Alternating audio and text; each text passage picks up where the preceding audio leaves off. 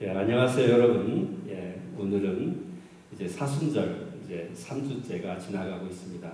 오늘 본문은 마태복음 26장 36절부터 46절까지인데, 이 말씀을 가지고 순종을 씨름하는 기도라는 제목으로 여러분과 말씀을 나누도록 하겠습니다. 먼저 제가 본문을 읽어드리도록 하겠습니다. 예수님이 겟세마네에서 기도하시는 그런 본문입니다. 이 예수께서 제자들과 함께 겟세마네라는 곳에 이르러 제자들에게 이르시되 내가 저기 가서 기도할 동안에 너는 여기 앉았으라 하시고 베드로와 세베대의 두 아들을 데리고 가실새 고민하고 슬퍼하사 이에 말씀하시되 내 마음이 매우 고민하여 죽게 되었으니 넌 여기 머물러 나와 함께 깨어있으라 하시고 조금 나아가사 얼굴을 땅에 대시고 엎드려 기도하여 이르시되 내 아버지여 만일 할만하시거든 이 잔을 내게서 지나가게 하옵소서.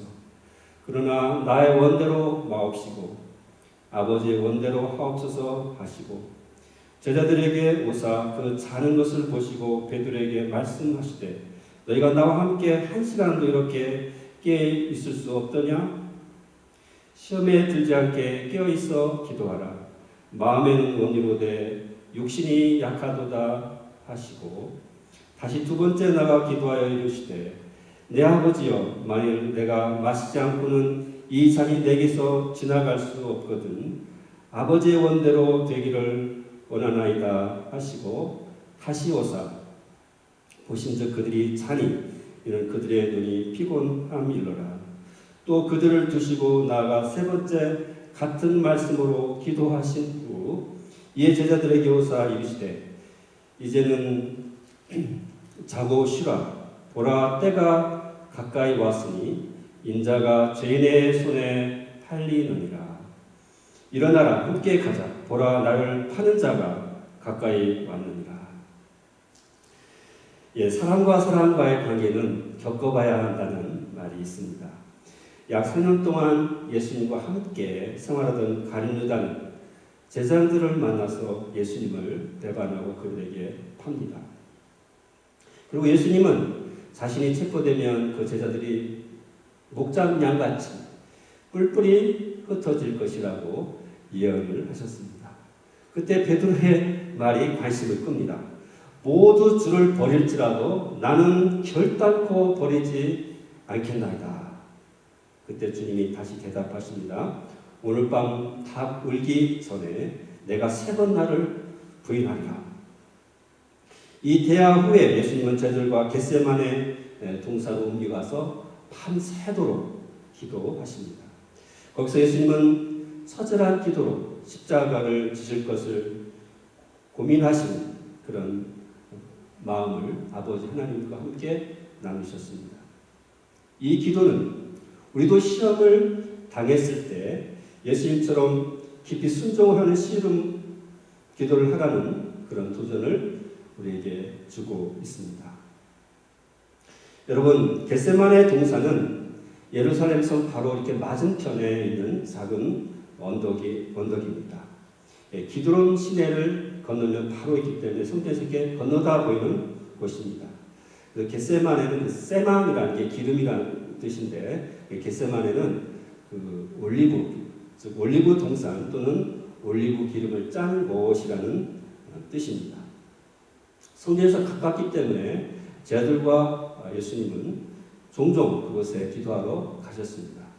예수님을 파는 가룟 유다가 그곳을 택했을 만큼 그곳은 예수님의 제자들이 정기적으로 기도하던 곳이었습니다.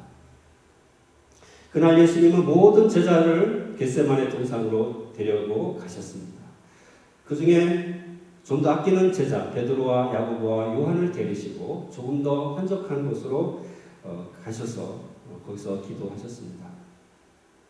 베드로와 야고보와 요한은 우리가 소위 애제자, 영어로는 인너 서클이라고 하는데 다른 제자들보다 특별히 예수님이 이렇게 더 친밀한 교제를 나누셨습니다. 예수님과 그의 3명의 제자들은 함께 가서 예수님의 십자가를 지면서 느끼시는 그 고민을 나누게 된 것입니다. 예수님이 그들에게 이렇게 자기의 마음을 말씀하십니다. 내 마음이 고민하여 죽을 것 같으니 너희는 여기 머물러 나와 함께 깨어있으라. 주님이 여기서 내 마음이라고 하셨는데 이 말이 영어로 my heart 또는 my mind 이런 뜻이 아닙니다. 여기서는 내 영혼, 영어로 my soul인데 예수님의 영혼 자체가 밑바닥부터 흔들리는 그런 무거운 중압감을 말씀하는 것입니다. 그런데 이 중압감을 일으키는 것이 자기의 죽음이 두려워서 그러셨을까요? 아닐 것입니다. 십자가를 지는 것이 너무 수치스러워서 그러셨을까요? 아닐 것입니다. 온 세상 죄를 자기의 두 어깨에 지시고 그 죄를 해결해야 되는 그 무거운 중압감을 느끼셨을 것입니다. 이런 고민을 아무에게나 나눌 수 없었던 우리 주님은 자신이 특별히 아끼는 세 제자에게 말씀하시는 것입니다. 여기 머물러 나와 함께 껴있으라. 그래서 껴있으라고 하는 말씀은 예수님과 함께 그 기도에 동참하라는 것입니다. 주님은 십자가를 지시기, 그 지실 힘이 필요했고 그것을 감당했다는 결단이 필요했습니다. 그래서 기도 제목을 알려주고 그들이 주님과 함께 기도하기를 원했습니다. 정말 우리가 지금 지내본 사순절의 분위기를 느끼게 하는 그런 장면입니다. 우리도 아무에게나 얘기할 수 없는 그런 기도 제목을 함께 나누고 기도할 수 있는 그런 친구, 도역자들이 필요합니다. 여러분들은 그런 친구나 도역자들이 여러분 곁에 있습니까? 네. 바로 이런 이유 때문에 우리가 교회가 필요한 것입니다. 여러분 교회에서 다른 성도들에게 늘 좋은 모습만 보고 힘든 것을 숨기려고 하는 그러한 관계는 바람직한 성도의 관계가 아닌 것입니다. 예수님처럼 마음에 그런 깊은 고민과 약함도 서로 나눌 수 있어야 하는 것입니다. 그래야 진정히 그 서로 상황을 알고 함께 기도해 줄 수 있는 그런 관계가 되는 것입니다. 직장에서나 세상에서 다 털어놓을 수 없는 그런 마음을 우리 성도들과 함께 나누면서 서로 위로하고 기도할 수 있기를 바랍니다. 그런데 왜 예수님이 십자가 질 것을 앞에 두고 영혼의 짐이 그렇게 무거우셨을까요? 바로 온 세상 죄를 대신 지시고 그것을 감당하는 그런 구원의 사명이 있으셨기 때문입니다. 주님은 홀로 기도하시기 위해 베드로와 야고보, 요한을 남겨두고 돌 하나 던질 만한 거리에 더 가셔서 아버지 하나님께 기도하셨습니다. 돌 하나 던질 거리는 약 30-40m쯤 되겠죠. 기도에 방해받지 않으려고 그렇게 거리를 띄우신 것입니다. 이때 예수님이 기도를 시작하시면서 하나님 아버지께 이렇게 말씀합니다. 내 아버지여 라고 친근한 말에 부릅니다. 가정에서 자녀가 아버지를 부르듯이. 그래서 마가복음에는 아빠 아버지라고 불렀다고 그렇게 말합니다. 이 말은 아람어에서 왔는데 가족관계에서 자녀가 아빠를 매우 다정하고 친밀하게 부르는 그런 칭호입니다. 그래서 그 아람어로 아바 아버지는 우리 한국말로 해도 아빠 아버지 매우 비슷하죠. 그렇게 비슷한 뜻을 가지고 있습니다. 예수님께 십자가는 어쩌다 보니까 이렇게 어쩔 수 없이 지는 그런 사건이 아니었습니다. 앞에서 이미 체험을 만찬하시면서 인자는 자기에게 기록된 대로 가거니와 라는 말을 하신 것 같이 바로 십자가를 지시는 것은 아버지 하나님의 뜻이었습니다. 그러나 그것을 실행하기 전에 깊은 고민과 인간으로서의 번민을 아버지 하나님과 친밀한 대화로 지금 나누고 있는 것입니다. 여러분 뜻이 옳다고 해서 뜻이 좋다고 해서 고통이 전혀 없는 것은 아닌 것입니다. 예수님이 어떻게 기도하십니까? 기도하는 모습을 여기에 말씀하는데 얼굴을 땅에 대시고 엎드려서 기도하셨습니다. 이런 기도의 자세는 매우 간절한 기도를 하셨다는 것을 의미하는 것입니다. 이렇게 기도하십니다. 내 아버지여 할만하시거든 이 잔을 내게서 지나가게 하옵소서. 인성을 가진 예수님도 십자가를 피하고 싶은 그런 충동을 왜 느끼지 않으셨겠습니까?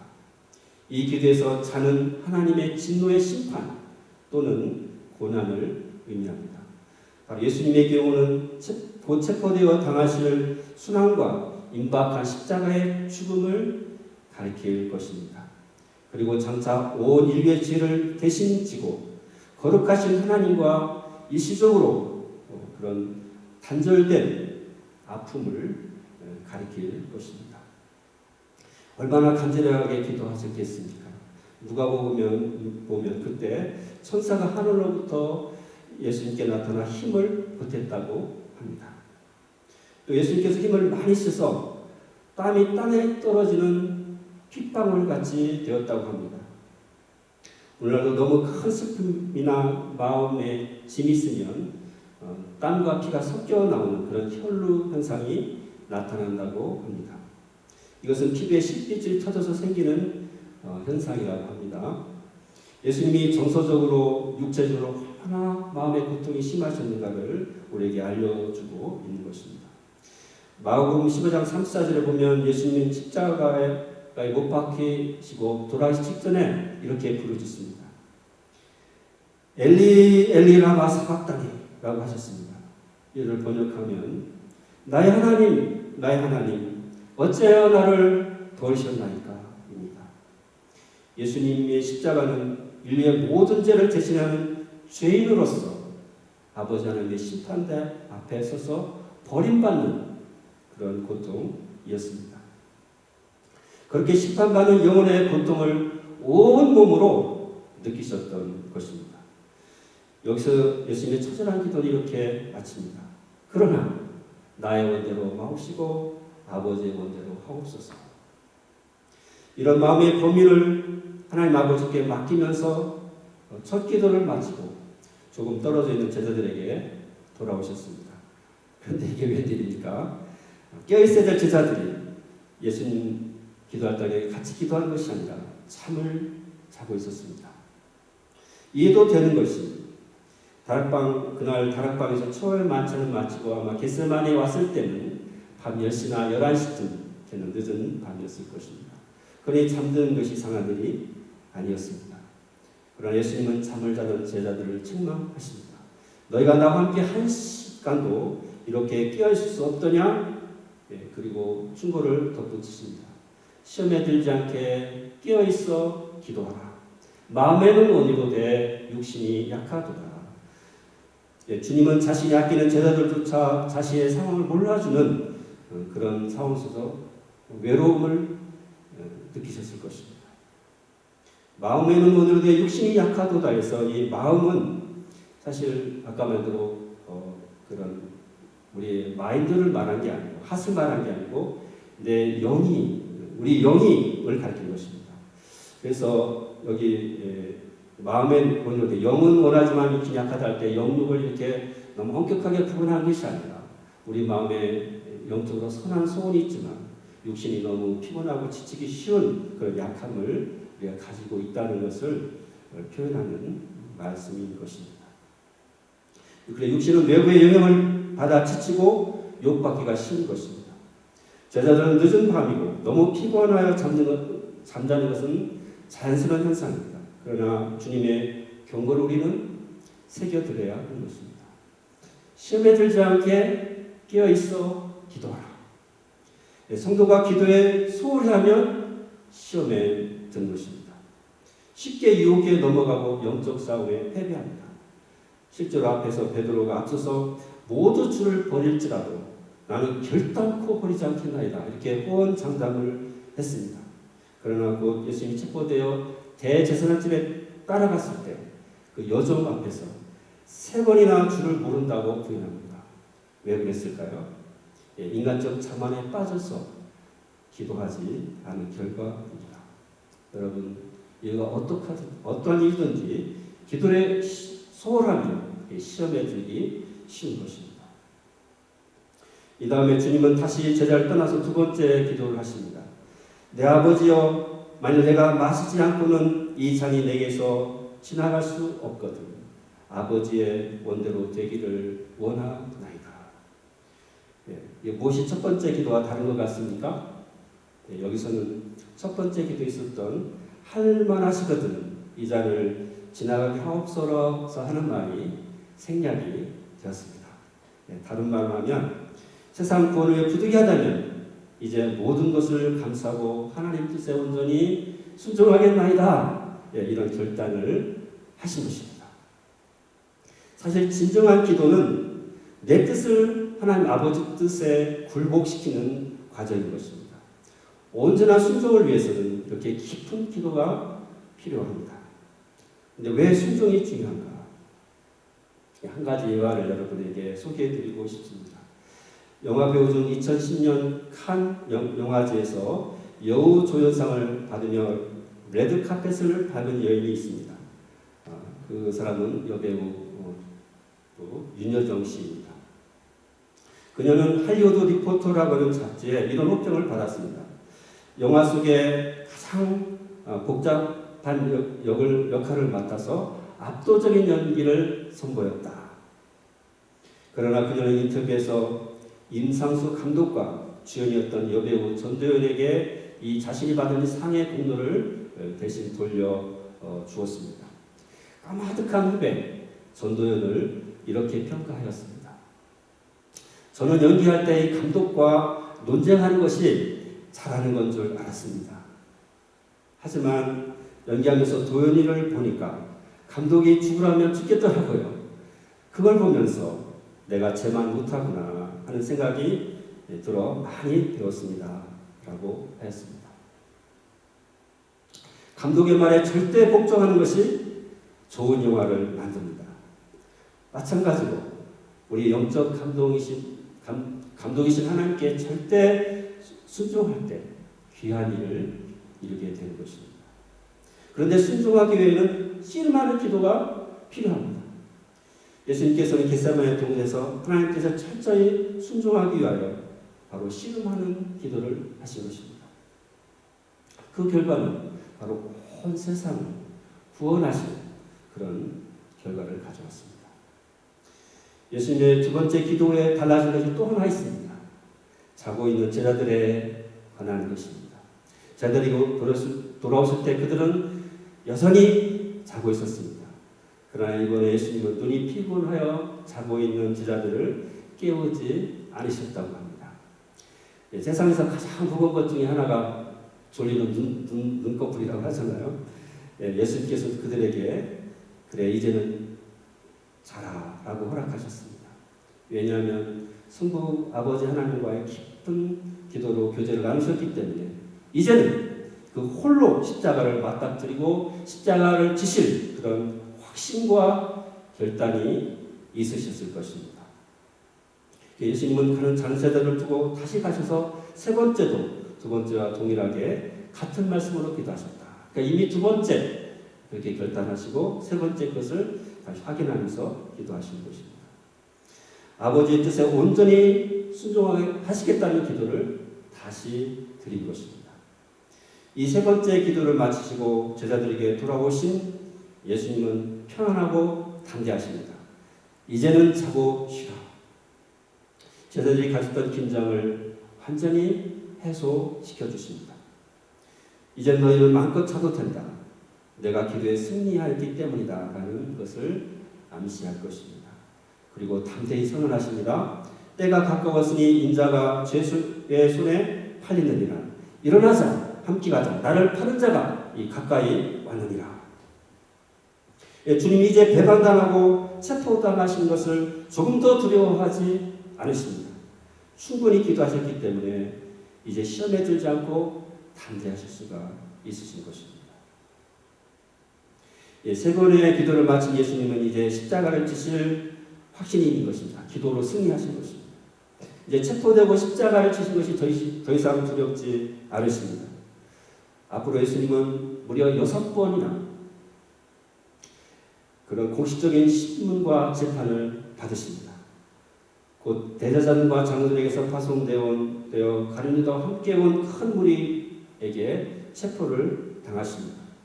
그 후에 첫 번째 신문은 전직 대제사장인 안나스 집에서였고 다음에는 현직 제사장인 가야바의 집에서였습니다. 그 후 산헤드린 공회에서 신문을 받고 그 새벽에 빌라도의 관정으로 보내집니다. 그 다음에 헤로당에게로 보내지고 마지막으로 다시 빌라도에게 보내져서 십자가형 언도를 받습니다. 하지만 주님은 이미 기도로 승리하셨기 때문에 이 수치스러운 6번의 신문을 참담하고 평온하게 잘 이겨내십니다. 이 시기에 여러분이 지실 십자가는 무엇이라고 생각합니까? 주님이 십자가를 지실 것을 예상하시며 제자들에게 이렇게 말씀하셨습니다. 아무든지 나를 따라오려거든 자기를 부인하고 날마다 제 십자가를 지고 나를 따를 것입니다. 누가복음 9장 3절 말씀입니다. 여러분이 주님이 참 제자라면 매일 반드시 져야 하는 십자가가 있을 것입니다. 현재는 전 세계로 퍼지고 있는 이 코로나 바이러스 때문에 파생되는 일이 여러분 각자에게 느껴지는 십자가일 수 있습니다. 이번 주 저희들이 사는 달라스와 콜린 카운티에서 쉘터 인 플레이스 지침이 내려왔습니다. 다시 말하면 꼭 필요한 것 외에는 외출하지 말고 집에 있으라고 하는 지침입니다. 우리 모두가 쉽지 않은 시간을 보내고 있는 것이 사실입니다. 갑자기 직장이 폐쇄되거나 따라서 갑작스런 재정이 다가올 수 있습니다. 또 어떤 영적인 문제가 파생될 수도 있습니다. 이런 시기에 우리가 어떻게 해야 하겠습니까? 여러분 주님처럼 겟세마네 동산의 기도를 가지시기 바랍니다. 어떤 상황이 생기든지 하나님의 섭리에 순종하는 그런 믿음을 주시도록 기도하시기 바랍니다. 겟세마네 기도에 십자가를 지실 결단하시고 담대하셨던 주님처럼 여러분 모두 기도로 지금의 이 갑작스러운 코로나 바이러스 시험에 승리하시기를 바랍니다. 오늘 말씀 여러분과 함께 정리해보기 원합니다. 이제 사순절 우리가 지내고 있습니다. 주님이 제자들에게는 누구나 자신이 질 십자가가 있습니다. 우리에게 삶을 나누는 동역자들이 필요한 것은 바로 우리가 늘 십자가를 지는 그런 현실을 직면하고 있기 때문에 그렇습니다. 교회는 바로 성도가 큰 고민에 빠졌을 때 함께 삶을 나누고 기도하는 공동체입니다. 좋은 일은 물론 힘든 일도 서로 나누고 드러내고 함께 나누십시오. 함께 나누고 기도하면 고민과 짐이 훨씬 더 가벼워질 것입니다. 강함도 나누고 약함도 나누시기 바랍니다. 겟세마네 동산에서 예수님의 기도는 하나님께서 온전히 자신의 뜻을 복종시키려는 기도였습니다. 우리에게 자아가 죽지 않고 그대로 살아있으면 주님이 주신 십자가를 온전히 질 수 없습니다. 자아를 주님의 보좌 앞에 굴복시키고 온전히 순종해야 합니다. 예수님도 3번 기도하시고 난 후에야 이 자리 내게서 지나갈 수 없거든 아버지 원대로 되기를 원하나이다 라고 하실 수 있었습니다. 예수님도 그 결단의 과정이 결코 쉽지 않았다는 것을 말씀합니다. 그러나 그분의 순종의 결과는 온 세상 사람의 구원의 길을 여는 그런 십자가의 승리였습니다. 여러분 기도로 씨름하며 하는 순종은 정말 귀한 것입니다. 온전한 순종의 기도는 하나님 주신 모든 상황을 그대로 간수한 것입니다. 지금은 코로나 바이러스 사태로 미국도 힘들고 한국도 힘들고 전 세계가 힘든 시기입니다. 건강도 직장도 흔들리고 마음도 흔들립니다. 하지만 이런 와중에서도 우리가 다 이해하지 못하는 하나님의 뜻이 반드시 있을 것입니다. 그리고 우리가 어떤 고통을 겪어도 주님이 지신 십자가의 고통과는 비교할 수 없다는 것을 기억하시기 바랍니다. 우리가 힘든 상황이지만 주님께서 겟세마네 동산에서 보여주신 모범같이 온전한 순종을 하도록 씨름하는 기도로 이 상황을 넉넉히 이기시고 승리하시기를 주님의 이름으로 축원합니다. 우리 다 같이 함께 기도하시겠습니다. 사랑하는 주님, 저희 사순절을 지나면서 주님의 겟세마네 기도를 같이 좀 나눴습니다. 주님, 정말 인성을 가진 주님도 십자가를 왜 피하고 싶지 않으셨겠습니까? 그러나 우리를 온전히 구원하시기 위해 기꺼이 십자가를 지셨습니다. 그러나 십자가를 위해서 겟세마네 동산에서 주님은 3번이나 아버지께 온전한 순종하는 기도를 드리셨습니다.